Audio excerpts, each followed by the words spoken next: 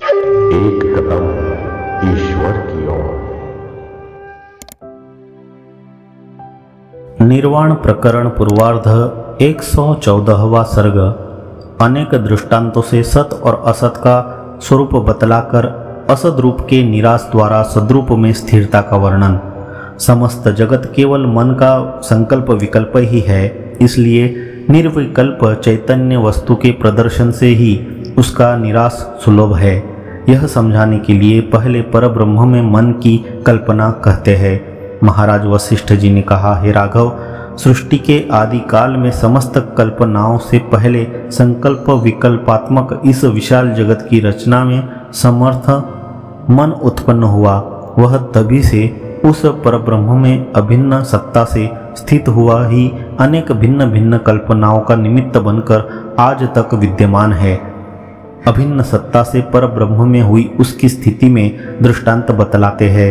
हे राघव, फूलों में जैसे सुगंध, सागर में जैसे बड़े बड़े तरंग और सूर्य में जैसे किरणें अभिन्न सत्ता से रहती है, वैसे ही ब्रह्म में मन भी अभिन्न सत्ता से रहता है। हे श्री राम जी, इंद्रियों से अगम्य उस आत्म तत्व के एकमात्र अज्ञान से ही मन ने उसमें समस्त जगत के कारण रूप से स्थिति प्राप्त की है। इसलिए यह जगत रज्जु सर्प के सदृश कहीं किसी दूसरे कारण से प्राप्त नहीं हुआ है। ऐसी परिस्थिति में जगत की जब चिन्मात्र से अलग भावना की जाती है तब वह अलग ही भासता है, और जब चिन्मात्र रूप से भावना की जाती है तब चिद्रूप ब्रह्म ही हो जाता है। यों दृष्टांतों से उपादन करते हैं। हे राघव, जो पुरुष इन किरणों की सूर्य से अलग भावना करता है, उस पुरुष के लिए ये किरणें सूर्य से अलग ही हो जाती है।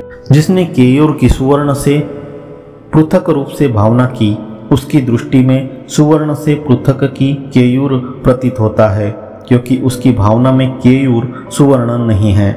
जिसने किरणों की सूर्य स्वरूप से ही भावना की, उसकी दृष्टि में वे किरणें सूर्य रूप ही ठहरती है, और वह यह कहता है कि सूर्य रश्मि भेदों से शून्य ही है, यानी सूर्य और किरणों का परस्पर कोई भेद नहीं है। जिसने तरंग की जल भिन्न रूप से भावना की, उसमें एकमात्र तरंग बुद्धि ही स्थित रहती है, जल बुद्धि नहीं। जो पुरुष तरंग की जल रूपता से भावना करता है, उसे सामान्य जल बुद्धि ही होती है। ऐसा पुरुष जल और तरंग के भेद से निर्मुक्त निर्विकल्प कहा जाता है। जो पुरुष केयूर कनक से भिन्न नहीं है ऐसी भावना करता है, वह सामान्य कनक बुद्धि वाला भेद शून्य निर्विकल्प कहा जाता है। ज्वाला पंक्ति अग्नि से भिन्न है ऐसी जो पुरुष भावना करता है, उसे अग्नि बुद्धि उत्पन्न नहीं होती, केवल ज्वाला बुद्धि ही रहती है। कल्पित आकारों से युक्त बुद्धि कल्पित आकारों में ही आस्था बांधकर अनेक तरह की कल्पना करती है। यह कहते हैं, अभ्र पंक्ति के सदृश ज्वाला पंक्ति के आकार को प्राप्त हुई उक्त बुद्धि वृत्ति ज्वाला में आस्था बांधती है। ज्वाला पंक्ति में स्थित चलन, ऊर्ध्वगमन आदि की कल्पना करती है तथा व्याकुल हो जाती है।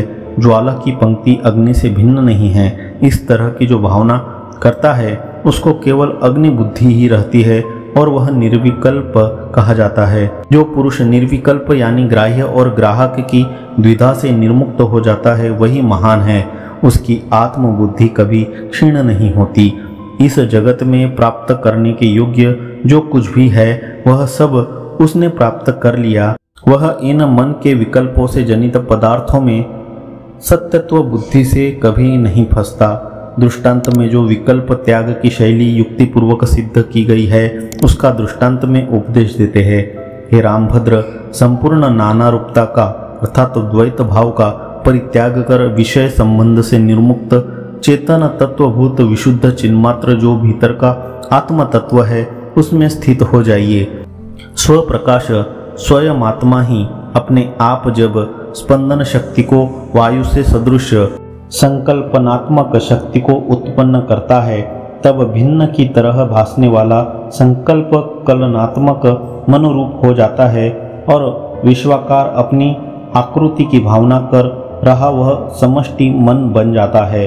वह विश्वाकार संकल्प रूप समष्टि चित्त इस जगत की जिस रूप से कल्पना करता है तत्क्षण ही संकल्पों से उस रूप का हो जाता है। वही मन कीट रूप, ब्रह्म रूप, सुमेरु रूप एवं मरुभूमि रूप हो जाता है। उसी के जीव, अहंकार, बुद्धि, चित्त आदि नाम है। वही चित्त संकल्प से द्वित्व और एकत्व प्राप्त कर जगत की व्यवस्था बनाता है और उसके बाद उसी में नाना रूप स्वयं हो जाता है। यह जो जगत रूप विशाल आकार देखा जाता है वह सब मन का संकल्प ही है। वह न सत्य है और न असत्य ही है, किंतु स्वप्नों के सदृश अनिर्वचनीय ही उत्पन्न हुआ है। जैसे साधारण प्राणी का मनोराज्य विविध सामग्री रचनाओं से सुंदर है, वैसे ही हिरण्यगर्भ का भी यह व्यापक मनोराज्य सुंदर है। मिथ्या होने से ही जब तत्वज्ञान से जगत ब्रह्म रूप है ऐसी भावना की जाती है, तब उसका मायिक रूप नष्ट हो जाता है। यह कहते हैं जगत पर ब्रह्म स्वरूप है। इस प्रकार की भावना करने पर प्रसिद्ध यह जगत विलीन हो जाता है। परमार्थतः जगत यदि देखा जाए तो कुछ भी नहीं है। तत्व साक्षात्कार न होने पर जगत का क्या स्वरूप रहता है उसे कहते हैं। यदि दृश्य जगत को अपरमार्थतः देखा जाए तो हजारों शाखा प्रशाखाओं में विभक्त हो जाता है। जैसे समुद्र जल रूप ही होता हुआ उर्मी तरंग आदि कल्पना योग्य रूप का परिग्रहण कर प्रत्यक्ष समुद्र स्वरूप धारण करता है, वैसे ही हजारों कर्म कर रहा भी पुरुष चिदाभास युक्त मन के स्पंदन के बिना कुटस्थ चैतन्य का अपूर्व कुछ भी विकार आदि नहीं कर सकता। इसलिए आप भी तुच्छतर दृश्य भेद का त्याग कर जाना, सुनना, स्पर्श करना, सूंघना, बोलना, व्यवहार करना, सोना आदि व्यवहार करते हुए भी अभिनव जगत रूप कुछ सत्य नहीं है, किंतु पूर्व सिद्ध ब्रह्म ही परमार्थ सत्य है। इस प्रकार की भावना कीजिए और स्थित रहिए। आप जो कुछ करते हैं उसे निर्मल चिन्मात्र स्वरूप ब्रह्म ही जानिए, क्योंकि ब्रह्म ही जगत के रूप में विवर्तित होकर उपबृंहित अर्थात विकसित है। अतः जगत उससे भिन्न नहीं है। समस्त पदार्थ जब चैतन्य सार रूप ही स्थित है तब समस्त जगत संवित रूप ही है, यह मानना चाहिए, दूसरी कल्पना नहीं है। जगत जाल के नाम से जब यह केवल संवित का स्फुरण ही विद्यमान है तब यह दूसरा है, यह उससे भिन्न है इत्यादि मिथ्या ज्ञान कहाँ से उत्पन्न हुआ।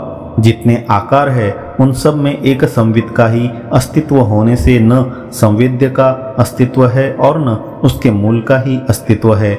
इसलिए बंध और मोक्ष ही किस तरह के, हे श्री राम जी, यह मोक्ष है, यह बंध है इत्यादि समस्त निष्फल अभिमान रूप चिंताओं का बलपूर्वक त्याग कर वाक आदि समस्त इंद्रियों के ऊपर विजय पाकर मौनी, जितेंद्रिय तथा मान और मद से रहित होकर अपने योग्य राज्य आदि कार्यों को करते हुए अहंकार रहित आप महात्मा ही बनकर स्थित रहिए। 114वां सर्ग समाप्त।